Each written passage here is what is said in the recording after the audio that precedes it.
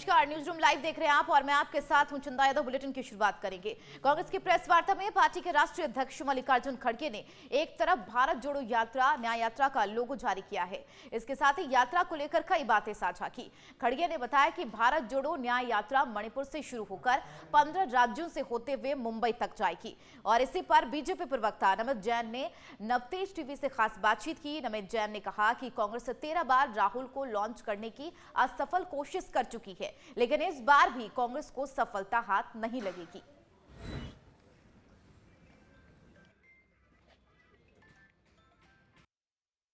भारत जोड़ो यात्रा की तर्ज पर एक बार फिर राहुल गांधी न्याय यात्रा निकालने जा रहे हैं। हम कह सकते हैं कि एक बार फिर से राहुल गांधी को स्थापित करने का प्रयास कांग्रेस द्वारा किया जा रहा है। हमारे साथ में नमित जैन जी मौजूद हैं, प्रदेश भाजपा के प्रवक्ता हैं।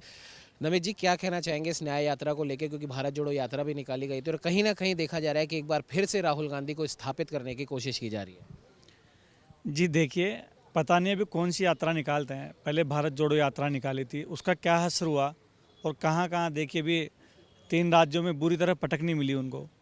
और ये तो जो न्याय यात्रा निकाली जा रही है, ये वापस से आप ये देखिए कि जब राहुल गांधी जी भारत जोड़ो यात्रा के लिए बोल रहे थे कि एक महिला आई मेरे पास कश्मीर में और उसने मेरे को आके बताया मेरे साथ गैंग रेप हुआ और मेरे को न्याय नहीं मिला।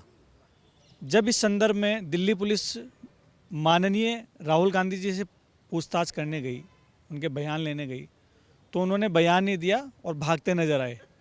तो अब उस महिला के बारे में क्यों नहीं बताते राहुल गांधी जी? ये तो वही जाने। केवल महिलाओं के बारे में गलत बोलना इनके डीएनए में है। और आप देखिए कि फिर से न्याय यात्रा निकाली जा रही है।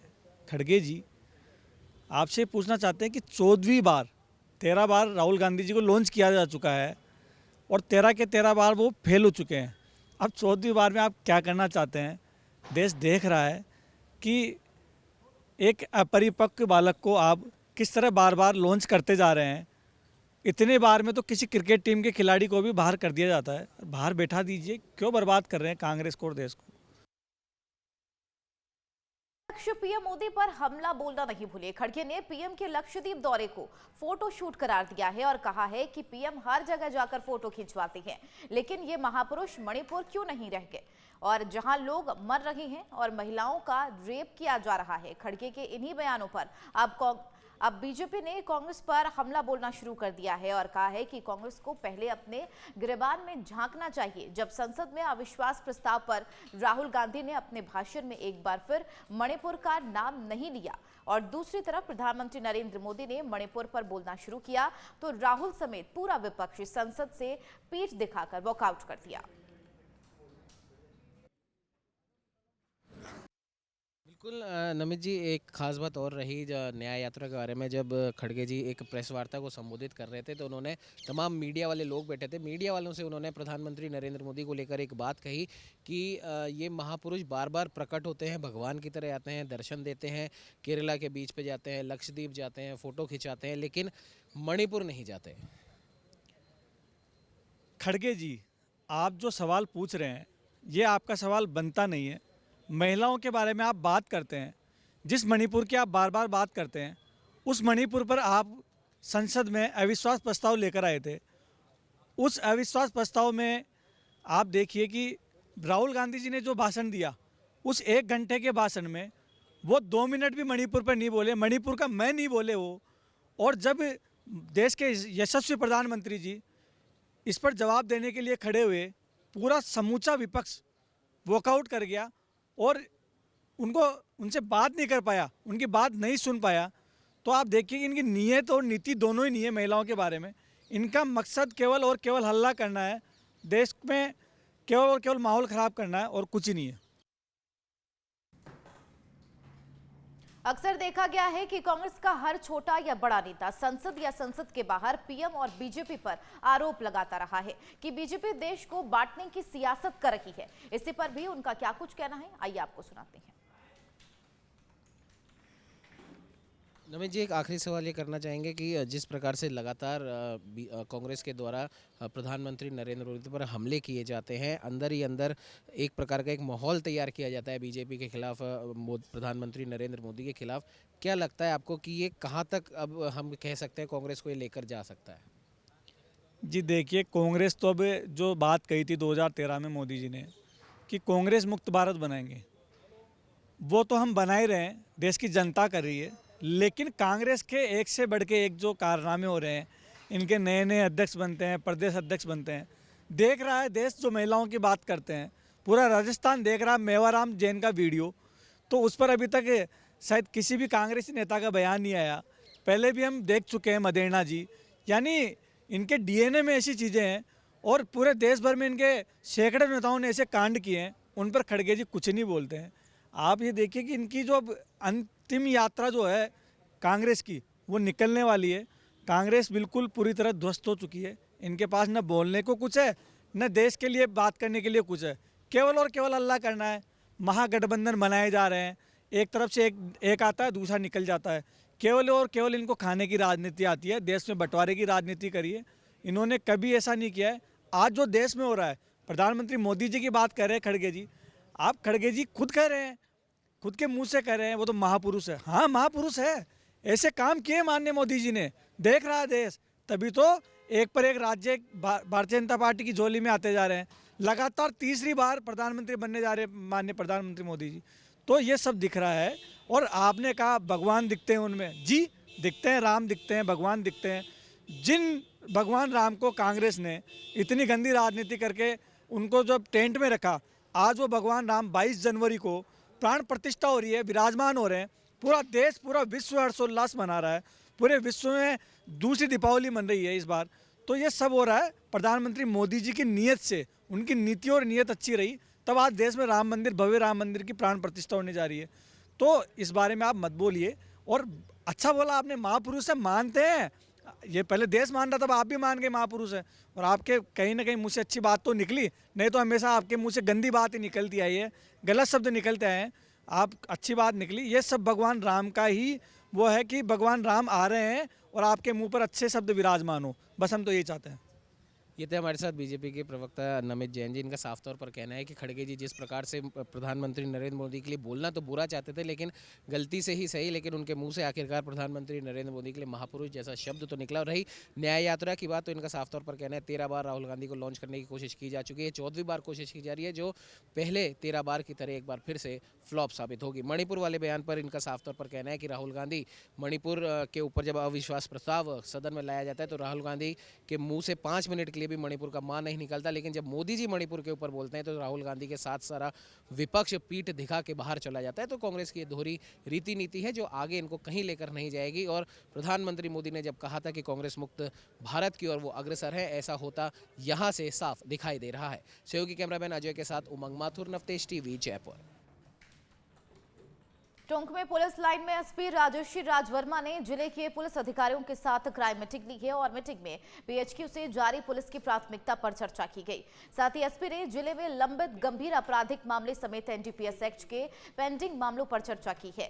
एसपी ने बताया कि सरकार की प्राथमिकता पर चर्चा करते हुए महिलाओं के खिलाफ अत्याचार के मामलों में थाने स्तर पर संवेदनशीलता दिखाने पर अधिकारियों को निर्देश दिए गए।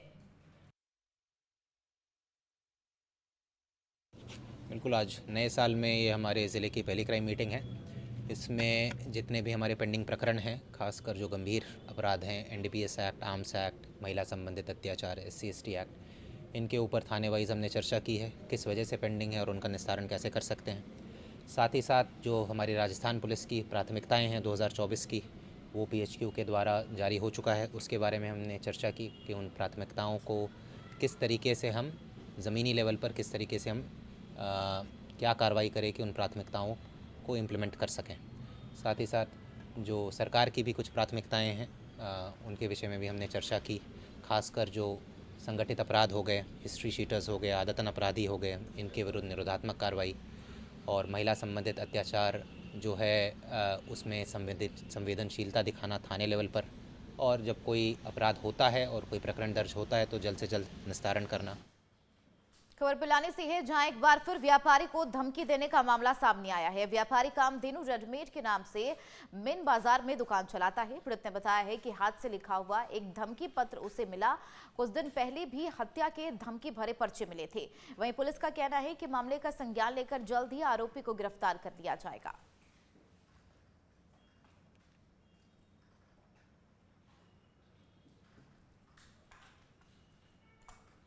खबर राजस्थान के डीग से है, जहां पहाड़ी थाना पुलिस की फरार चल रही अपराधियों के विरुद्ध बड़ी कार्रवाई सामने आई है।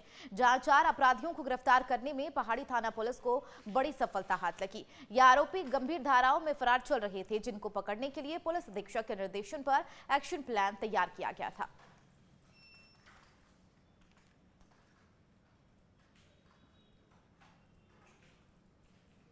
उधर भुसावर दिल्ली पार्लियामेंट में महिलाओं के सम्मान और उनकी अधिकार सुरक्षा को लेकर कार्यक्रम आयोजित किया गया, जिसमें अलग अलग जिलों से 66 महिलाओं ने हिस्सा लिया।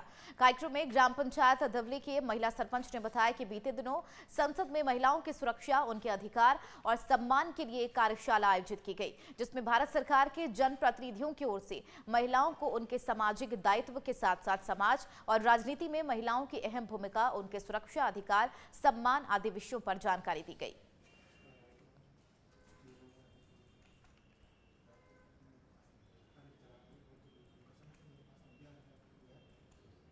बूंदी जिला मुख्यालय पर खेल संकुल मैदान में पुरुष और महिलाओं के लिए एक शौचालय बनाए जाने का मामला सामने आया है।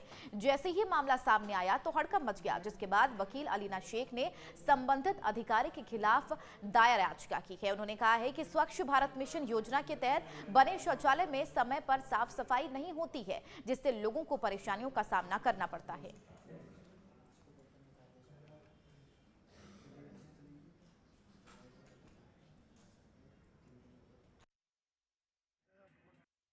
मेरा नाम एडवोकेट अलीना शेख है। मैंने याचिका दायर की है खेल संकुल में जो शौचालय बने हुए हैं उनके ऊपर। खेल संकुल में इतना अच्छा एटमॉस्फेयर है खिलाड़ियों के लिए या लोगों के लिए जो वहाँ जाएं, घूमें, अपनी सेहत पे ध्यान दें, लेकिन वहाँ का जो शौचालय है वो बिल्कुल उसके विपरीत एकदम जर्जर अवस्था में है, बिल्कुल ऐसे टूटा फूटा बना हुआ है। और उसके भी ऊपर सबसे बड़ी बात यह है कि महिला और पुरुष दोनों के लिए एक ही शौचालय बना हुआ है, एक ही एंट्रेंस है, वहाँ पे जाएं।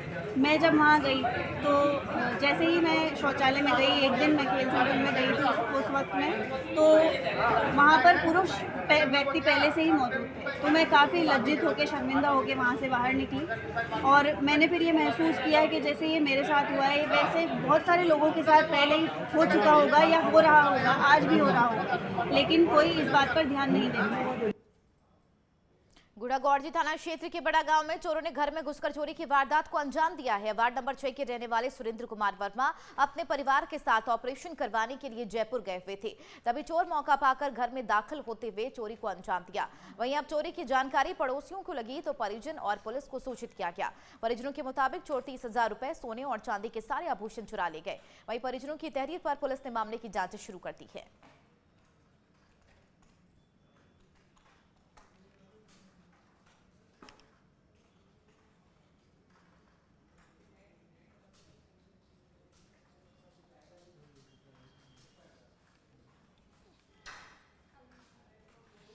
जयपुर नगर निगम ग्रेटर की महापौर सौम्या गुर्जर कोठी सब्जी मंडी पहुंची, जहां उन्होंने शहर को स्वच्छ बनाने के लिए लोगों को जागरूक किया है और लोगों से सिंगल यूज प्लास्टिक का प्रयोग न करने की सलाह दी और लोगों से कपड़े का बैग इस्तेमाल करने की अपील की है। उन्होंने बताया कि सिंगल यूज प्लास्टिक न केवल पर्यावरण के लिए बल्कि गाय जैसे तमाम जानवरों के लिए जानलेवा साबित हो रही है, जिसके इस्तेमाल पर जल्द से जल्द रोक लगनी चाहिए।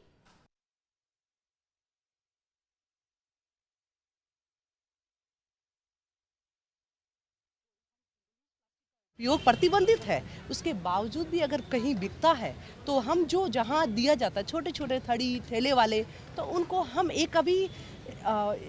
एक उत्साहवर्धन जैसा समझें या हम उनको विकल्प सुझा रहे हैं कि आप कपड़े का बैग रखिए। इसके साथ में या मंडी के अंदर हमने कपड़े का वेंडिंग मशीन भी लगाई है कि अगर किसी के पास में कपड़े का बैग नहीं हो तो 5 रुपये का सिक्का डालेंगे तो उनको यहाँ कपड़े का बैग भी मिल जाएगा। पर अब बैगमैन ऑफ इंडिया हमारे पार्टी के कोषाध्यक्ष जी यहाँ बीच में आए हैं और इन्होंने ये शुरुआत की कि हम भी कपड़े का बैग बांटना चाहते हैं। जो सामाजिक संस्थाएं आती है निगम के पास में, क्योंकि निगम का काम है जन सहभागिता से काम करें, क्योंकि जो अभियान हमें जन जन के बीच में पहुंचाना है उसमें जन सहभागिता की आवश्यकता है। और ऐसे में आज मंडी पदाधिकारियों ने संकल्प लिया है कि वो प्लास्टिक का सिंगल यूज़ प्लास्टिक का उपयोग नहीं करेंगे।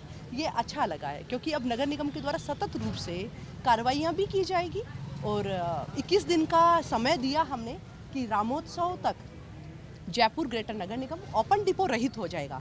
तो ये ओपन डिपो रहित करने के लिए कहीं ना कहीं ये एक बहुत बड़ा कदम है कि कपड़े का बैग का इस्तेमाल करेंगे तो निश्चित रूप से जल्दी ही ओपन डिपो रहित जयपुर शहर हो जाएगा और शहर की स्वच्छता की रैंक को भी बढ़ावा मिलेगा 2024 के स्वच्छता सर्वेक्षण में। उधर झुंझुनू के कृषि विज्ञान केंद्र आबूसर में 15 दिवसीय खुदरा उर्वरक विक्रेता प्रशिक्षण समारोह का आयोजन किया गया है। कार्यक्रम में जिला कलेक्टर बसनेश कुमार अग्रवाल बतौर मुख्य अतिथि शामिल हुए, जहां उन्होंने सभी को उर्वरकों के संतुलित उपयोग के बारे में सीखने की सलाह दी है, जिससे किसानों को फसलों की आवश्यकता अनुसार उर्वरक का प्रयोग किया जा सके और उर्वरकों को अंधाधुंध उपयोग को रोका जा सके।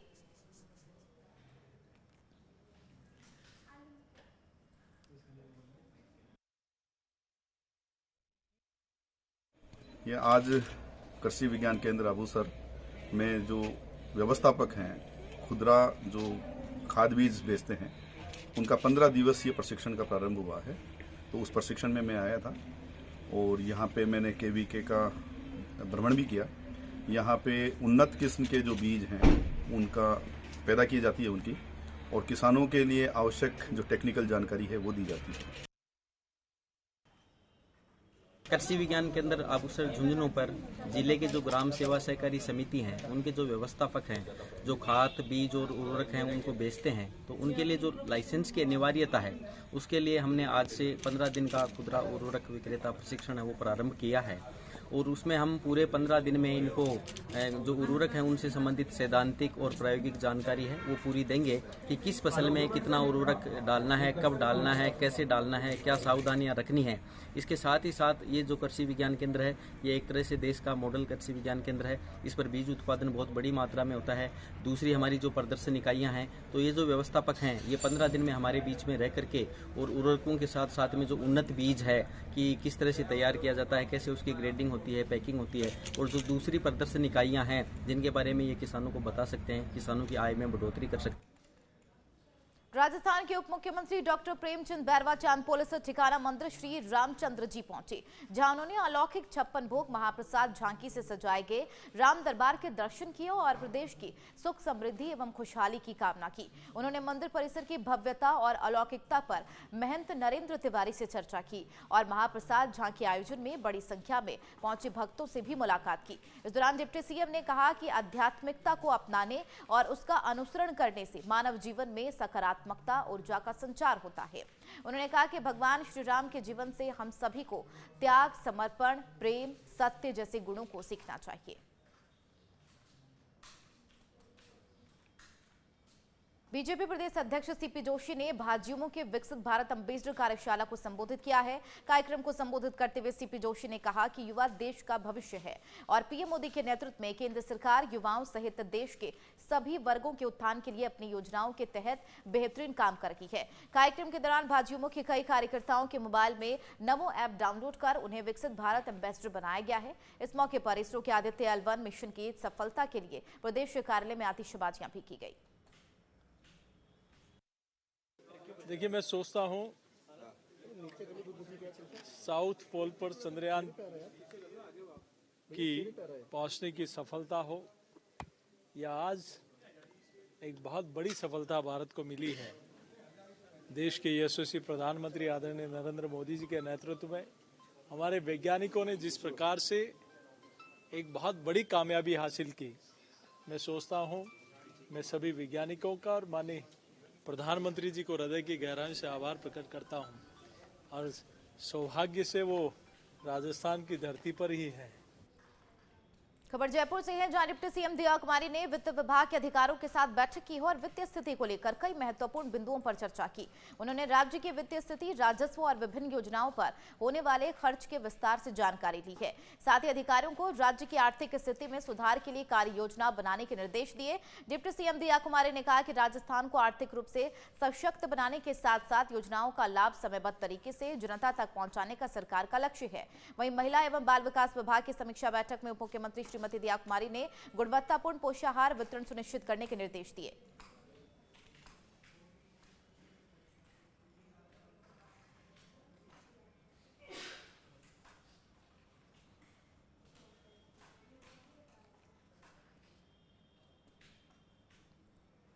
प्रदेश में बीजेपी की सरकार बन चुकी है। सभी को उनके विभागों का बंटवारा किया जा चुका है। बाबूलाल खराड़ी को जनजातीय क्षेत्रीय विभाग और गृह रक्षा विभाग की जिम्मेदारी सौंपी गई है। इसी पर नवतेज टीवी के वरिष्ठ संवाददाता उमंग माथुर ने उनसे खास बातचीत की और जाना कि आखिर नई सरकार में पदभार ग्रहण करने के बाद वे जनजातीय क्षेत्र के विकास के लिए आखिर क्या कर रही हैं। इसके अलावा अपराध और उसकी रोकथाम के साथ प्रदेश में लॉ एंड ऑर्डर को लेकर भी खास बातचीत की। साथ ही पुलिस सबसे छोटी और फ्रंट लाइन कही जाने वाली इकाई यानी कांस्टेबल की ग्रेड पे को लेकर भी उनकी राय जानी है और जाना कि आखिर नई सरकार कांस्टेबल के लिए क्या प्लान लेकर चल रही है। बीजेपी की गवर्नमेंट बनते ही सबके दिमाग में एक ही सवाल था कि कौन से विधायक को कौन सा मंत्रालय दिया जाएगा। इसके लिए एक लंबा इंतजार करना पड़ा, लेकिन आखिरकार लगभग सभी विधायकों को उनके मंत्रालय बांट दिए गए हैं। हर विधायक का मंत्रालय अपने आप में बहुत महत्वपूर्ण है। हमारे साथ में इस समय बाबूलाल खराड़ी जी मौजूद हैं। इनको जनजातीय क्षेत्रीय विकास और गृह रक्षा विभाग जैसे महत्वपूर्ण विभाग सौंपे गए हैं। खराड़ी जी, सबसे पहले तो आपको बहुत बहुत बधाई। और आपसे हम यही जानना चाहेंगे, पहला सवाल तो यही है कि आप पदभार कब ग्रहण करेंगे? देखिए, मैं थोड़ा सा विश्वासी हूँ, इसलिए मलमास चल रहा है तो 14 तारीख को मलमास उतरेगा। 15, 16, 17 तक मेरे कार्यक्रम हैं और 18 को हम लोग जयपुर आएंगे। 17 को मुहूर्त था, फिर 20 को मुहूर्त था, तो 20 को मैं कार्यभार ग्रहण करूँगा।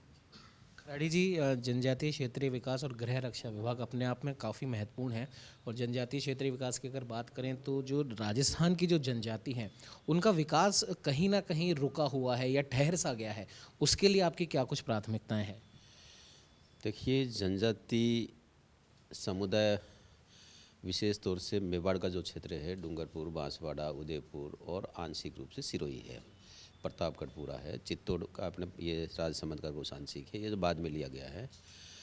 इस क्षेत्र में जिस प्रकार से उस जनजातीय क्षेत्र में विकास होना चाहिए वो विकास नहीं हुआ। सरकारें आई गई लेकिन उनकी ओर ध्यान गया नहीं है। ये तो ठीक होना अटल बिहारी वाजपेयी के कारण सड़कें पहुंची है, प्रधानमंत्री सड़क योजना के कारण, और प्रधानमंत्री माननीय नरेंद्र मोदी बनने के बाद में बिजली पहुंची है। आज भी ऐसे गांव फले जो हैं वहाँ पर बिजली भी नहीं है, न सड़क है। कुछ तो कारण है, जिसके पीछे कारण ये है कि फॉरेस्ट का कानून है। फॉरेस्ट के कानून के कारण वहाँ पर ऐसा है कि भाई जहाँ फॉरेस्ट है वहाँ पर सड़क नहीं जाएगी, बिजली नहीं जाएगी, खंबा नहीं जाएगा, इस प्रकार की कंडीशन है। हमारी इच्छा ये है कि उन लोगों को सड़क भी जाए, बिजली भी जाए। तो उन अधिकारी साथ बैठ करके क्या रास्ते निकल सकते हैं। कानून अपनी जगह है, कानून का भी हम सम्मान करेंगे, लेकिन उन लोगों को बिजली भी पहुंचाएंगे, सड़क भी पहुंचाएंगे। वहाँ का युवा है जो बेरोज़गार है, पढ़ा लिखा है, बेरोज़गार है, और वहाँ जिस स्तर की पढ़ाई होनी चाहिए वो पढ़ाई वहाँ हो नहीं पाती, क्योंकि एक तो वहाँ शिक्षा को जो देने वाले लोग हैं, पढ़ाने वाले लोग हैं, वो पूरे वहाँ नहीं रहते हैं। इसके कारण से उनको जिस क्वालिटी की शिक्षा मिलनी चाहिए नहीं मिल पाई है, और इसके कारण से जो भी कंपटीशन में जाता है उन कंपटीशन में वो अपना परफॉर्मेंस दिखा नहीं पाता, जिसके कारण से वो रह जाता है। हमारी प्राथमिकता ये है कि ऐसे लड़के जो थोड़े टैलेंट हैं, वो लड़के अगर चाहेंगे कि मुझे कोचिंग करनी है तो हम विभाग की ओर से उन लोगों को कोचिंग करा करके उस प्रकार का माहौल दे करके कंपटीशन में फाइट करें, और वहाँ पर कंपटीशन फाइट करके वो पास होकर के नौकरी में लगे। वहाँ तक की चिंता हम लोग करेंगे। और गृह रक्षा विभाग की अगर बात करें तो कहीं ना कहीं कानून व्यवस्था उसके अंदर आती है। हालांकि गृह विभाग मुख्यमंत्री जी के पास भी है, आपके पास में भी गृह रक्षा विभाग है, उसको लेकर क्या कुछ प्राथमिकताएं आगे आपकी रहने वाली, क्योंकि अपराध से पिछले 5 साल में राजस्थान कहीं ना कहीं 2-4 हुआ है? देखिए, गृह रक्षा विभाग मुझे मिला है, इसमें 30,000 से ज़्यादा एम्प्लॉय हैं। 3-4 बटालियन है जो सेना के साथ मिलकर काम करती है, और ये जो होमगार्ड्स हैं वहाँ कहीं थानों पे हैं, कहीं सिग्नल को बताने के लिए लोग भी लगे हुए हैं। उन लोगों की अपनी एक कुछ समस्या है, वो भी मैंने देखी है, और उसके बाद में हमारी इच्छा रहेगी कि जिस प्रकार का जो क्राइम बढ़ रहा है वो क्राइम ना बढ़े, ये हम सब लोगों की मानसिकता रहेगी। और जहाँ पर भी ऐसे लगता है हमको, ऐसा है जैसे कुछ युवा लोग हैं जो भ्रमित हो रहे हैं, तो हमारी इच्छा रहेगी कि उन युवाओं को लाठी भाटा हाथ में नहीं देंगे, उनके 2 हाथों में काम देंगे, रोज़गार देंगे और कलम और डायरी देंगे ताकि पढ़ लिख करके आगे बढ़े, ऐसा माहौल बनाएंगे। जी एक आखिरी सवाल है, अभी प्रधानमंत्री नरेंद्र मोदी के नेतृत्व में गृह मंत्री अमित शाह ने ब्रिटिश कालीन कई कानूनों को ख़त्म करा है। ऐसा ही एक कानून हमारे देश में पिछले हम कह सकते हैं कई सालों से चल रहा है और शायद किसी का ध्यान नहीं है, वो आपके विभाग से जुड़ा है, मुख्यमंत्री जी के विभाग से जुड़ा है, और वो है पुलिस के लिए जो सबसे छोटी जो इकाई है कांस्टेबल्स की, उनकी ग्रेड पे को लेके समान काम समान वेतन का उनके सामने एक बहुत बड़ा मुद्दा है। और दूसरा सबसे बड़ी बात यह है कि आज इतने साल हो गए लेकिन कांस्टेबल जो होता है, क्योंकि हर मौके पर कांस्टेबल सबसे आगे खड़ा होता है और उसके लिए कई ऐसी सुविधाएं हैं जो कि होनी चाहिए, वो नहीं है क्योंकि वो ब्रिटिश काल के कानून के हिसाब से है। उसे लेकर आपका क्या विचार है? देखिए, वो जो कानून जिन्होंने ब्रिटिश काल में जो बनाए थे वो अंग्रेज़ों की रक्षा के लिए बनाए हुए थे और वो हमारा सबका दोहन करते थे। अब हिंदुस्तान में माननीय नरेंद्र मोदी प्रधानमंत्री बने तो उन्होंने देखा कि ऐसे कानून हमारे इस परिस्थितियों में हमारे लिए ठीक नहीं है, तो उनको निरस्त करके दूसरे कानून बनाने का काम किया। अब हम लोगों की इच्छा है कि जो कांस्टेबल है वो वास्तव में 24 घंटे नौकरी करता है। जब उनको लगता है उस समय वो उसको बुला लिया जाता है, वो चला जाता है। तो उनकी क्या कठिनाई आती है, उनको जैसे आपने पे ग्रेड के विषय में बताया तो एक नॉर्म्स बना के भाई इस स्तर के व्यक्ति ये पे ग्रेड होगी, इस स्तर को ये पे ग्रेड होगी, तो पे ग्रेड है। हम लोग उसकी समीक्षा करेंगे। हमको लगता है कि इनकी पे ग्रेड बढ़ानी है, इनको और कुछ करना है तो सुविधा दे करके उनको हम अच्छा माहौल देंगे ताकि मन से वो काम कर सके, ऐसा हम सोचेंगे। ये थे हमारे साथ बाबूलाल खराड़ जी।